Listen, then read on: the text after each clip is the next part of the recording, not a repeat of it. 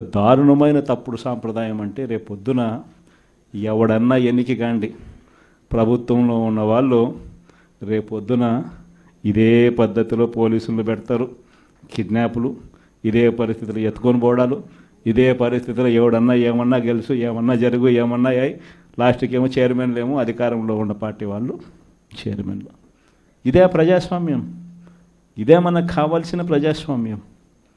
అందరూ కూడా ఆలోచన చేయాలి.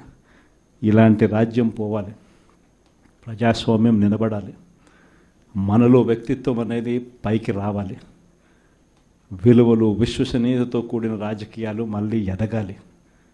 పలానోడు మా నాయకుడు చెప్పిన ప్రతి మాట నెరవేర్చాడు, ఇతనే మా నాయకుడు అని చెప్పుకునే విధంగా ప్రజలు గొప్పగా చెప్పుకునే విధంగా నాయకత్వం రావాలి. కార్యకర్త కాలర్ ఎగిరేసి చెప్పుకునే విధంగా నాయకత్వం పెరగాలి, ఎదగాలి. ఇది వైఎస్ఆర్ కాంగ్రెస్ పార్టీ ఐడియాలజీ. దీనికి కట్టుబడినాం, ప్రజలకు గొప్ప పాలన అందించాం. రాబోయే రోజుల్లో ఈసారి ప్రజలు మన పాలన చూశారు, చంద్రబాబు నాయుడు పాలన చూశారు. మళ్ళీ వైఎస్ఆర్ కాంగ్రెస్ పార్టీ ఒకసారి ఎన్నికైతే ఈసారి మాత్రం వైఎస్ఆర్ కాంగ్రెస్ పార్టీని ప్రజలు పోగొట్టుకోకుండా మరో 30 సంవత్సరాలు కన్సిస్టెంట్గా మళ్ళీ అదే పాలనని ఎన్నుకుంటారన్న నమ్మకం, విశ్వాసం నాకున్నాయి. చంద్రబాబు నాయుడు లాంటి వ్యక్తులు అనే మాట, బటన్లు ఏముంది, ముసలావిడ కూడా నొక్కుతుంది బటన్లు అని చెప్పి ఇదే మాట చంద్రబాబు నాయుడు అన్నాడు. మరి ఇదే చంద్రబాబు నాయుడు ఎందుకు బటన్లు నొక్కలేకపోతా ఉన్నాడు అని చెప్పి ఇదే చంద్రబాబు నాయుడిని ఈరోజు గ్రామంలో ఉన్న ప్రతి ఇంట్లో ఉన్న వ్యక్తులు కూడా ఈరోజు అడుగుతూ ఉన్నారు. మరి ఈరోజు ఏమంటా ఉన్నాడు, ఎంత మొహమాటం లేకుండా, ఎంత నిస్సిగ్గుగా ఏమంటా ఉన్నాడు, రహస్యం ఏదైనా ఉంటే చెవిలో చెప్పు అంటాడు.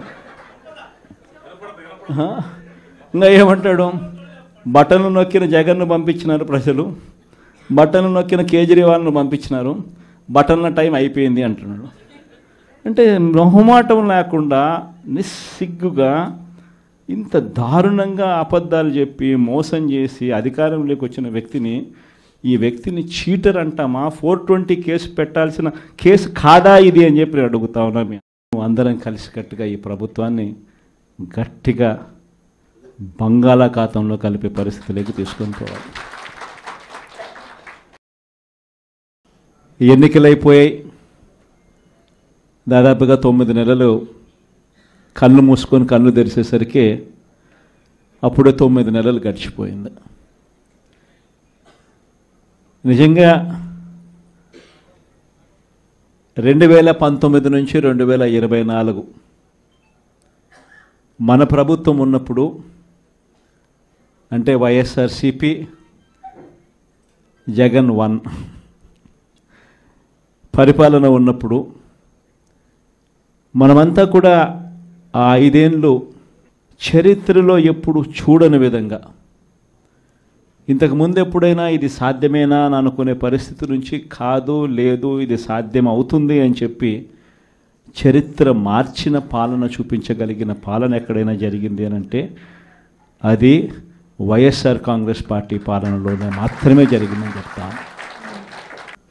ఈరోజు పరిస్థితి ఏమిటి అని చెప్పి ఒక్కసారి చూస్తే, నేను చెప్పిన ప్రతి అంశంలో కూడా